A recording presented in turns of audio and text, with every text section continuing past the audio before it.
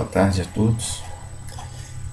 Hoje, o tema da nossa aula é a unidade 3, Filosofia Medieval. Eu gostaria de chamar a atenção para os dois autores abordados na unidade 3, que é Santo Agostinho e Santo Tomás de Aquino. Em Santo Agostinho, o professor mostra a releitura que ele faz da filosofia de Platão. Mas é importante a gente frisar qual elemento que Santo Agostinho está focando na filosofia platônica. O que vai ajudar a gente a entender um pouco o mito da caverna. Então, Santo Agostinho retoma Platão, sobretudo a metafísica platônica. Na metafísica platônica, como que Platão define a realidade? Segundo Platão, existem dois mundos. O que ele chama de mundo sensível, que é o mundo que nós vivemos, e o mundo das ideias. Bom, o mundo sensível é simples da gente entender como o mundo que nós habitamos. E o mundo das ideias, segundo Platão, é o mundo das formas, o mundo dos arquétipos. Vou citar um exemplo bem simples para a gente começar a entender o mundo das ideias em Platão. Vamos supor que tem 3 alunos e cada aluno tem um cachorro. E cada cachorro é um ser singular. Você tem três nomes. Bom, o que os 3 cachorros têm em comum? Segundo Platão, é a forma. A ideia de cachorro é o que me permite definir os 3 animais como cachorros.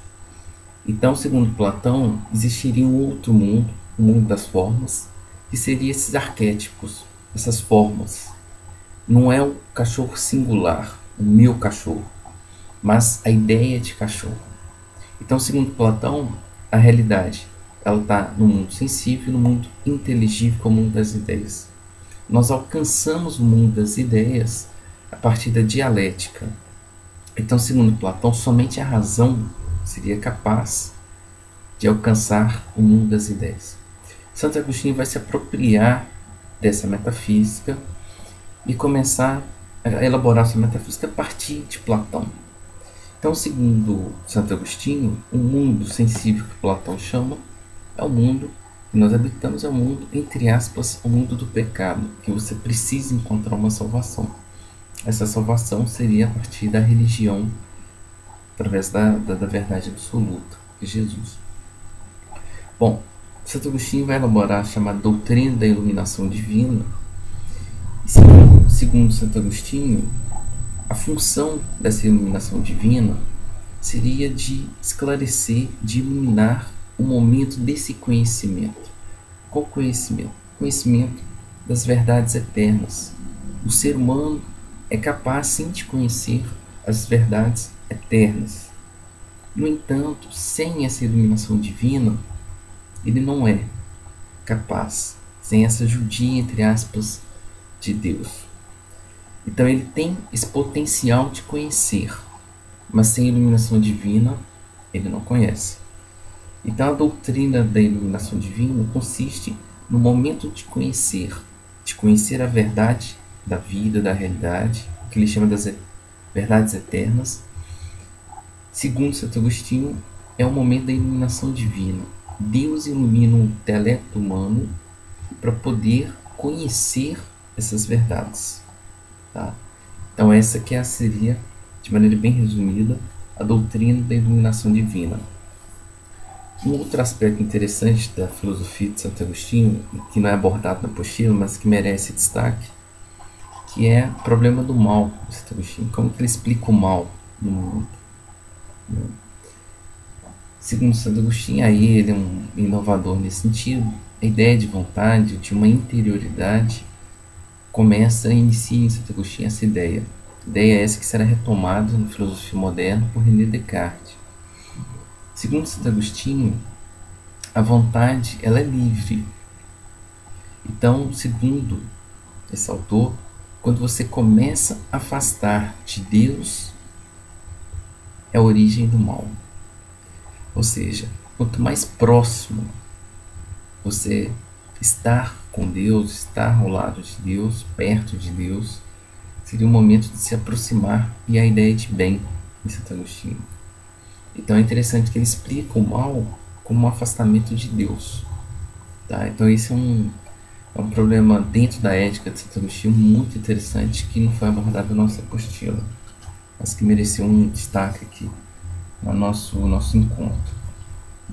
Bom, Santo Agostinho é o representante da chamada patrística. Patrística era o momento que a igreja precisava justificar, né, os seus preceitos para Roma, e não adiantava passar através de força, de coerção, esses preceitos. Você precisava justificar através de livros, teorias, todos esses preceitos religiosos. Então a patrística foi o esforço que os padres na época elaboraram livros e mais livros para estar justificando a crença, né, na doutrina cristã.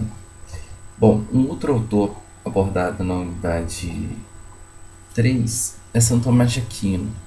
Santo Tomás de Aquino tem uma releitura muito interessante de Aristóteles, mas o professor mostrou bem, de uma maneira bem resumida, as chamadas provas da existência de Deus.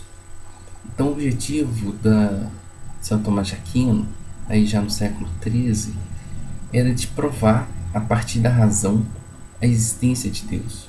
Então não há prova empírica da existência de Deus. Segundo Santo Tomás de Aquino, não há necessidade. A própria razão é capaz de deduzir a existência de Deus. Ele cria 5 vias ou 5 causas da existência de Deus.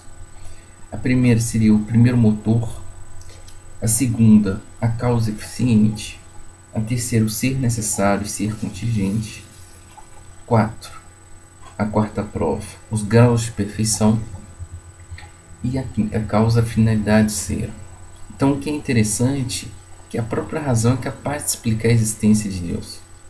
Essa última causa, que é muito interessante, a finalidade do ser, segundo Santo Tomás de Aquino, todos os seres no mundo têm uma finalidade. Então, segundo ele, existiria um ser, que seria Deus, estaria por detrás de toda a natureza, determinando a finalidade das coisas. Uma outra prova da existência de Deus seria os graus de perfeição. Nós podemos emitir um juízo de valor, falar assim, não, existe algo que é mais perfeito que o outro, né? Como na nossa fala, no cotidiano, fala assim, não, mas esse livro aqui tá melhor que o outro, tá mais perfeito que o outro. Ou seja, se há graus de perfeição, existiria, segundo Santo Tomás de Aquino, a ideia de um ser perfeito. Então esse ser perfeito ele define como Deus, sendo Deus. Então a própria razão vai explicando a existência e apresentando essas provas da existência de Deus a partir da razão. Então esse é o esforço da escolástica, dos autores, né, que compõem a escolástica, entre eles Santo Tomás de Aquino, de explicar a existência de Deus. Um outro problema que não foi abordado na unidade 3, que seria os problemas universais, que aí seria já o declínio já da escolástica, da filosofia medieval, e uma transição para a Renascença. Como é um problema complexo e não foi abordado, eu não vou passar nesse tema, até mesmo porque a apostila nossa não abordou. Tá? Mas de maneira bem resumida, a unidade 3, lembrando, ela trata 2 autores, Santo Tomás de Aquino, que a gente acabou de ver, grande representante da escolástica, e Santo Agostinho, representante da patrística. E ambos fizeram, né, uma releitura da filosofia grega, em particular de Platão e Aristóteles. Tá? Então, de maneira resumida, são esses 2 aspectos que eu gostaria de ter chamado a atenção para a unidade 3. Agora eu vou abrir para perguntas, dúvidas, esclarecimentos, colocações, para o nosso debate sobre a unidade 3. Ok?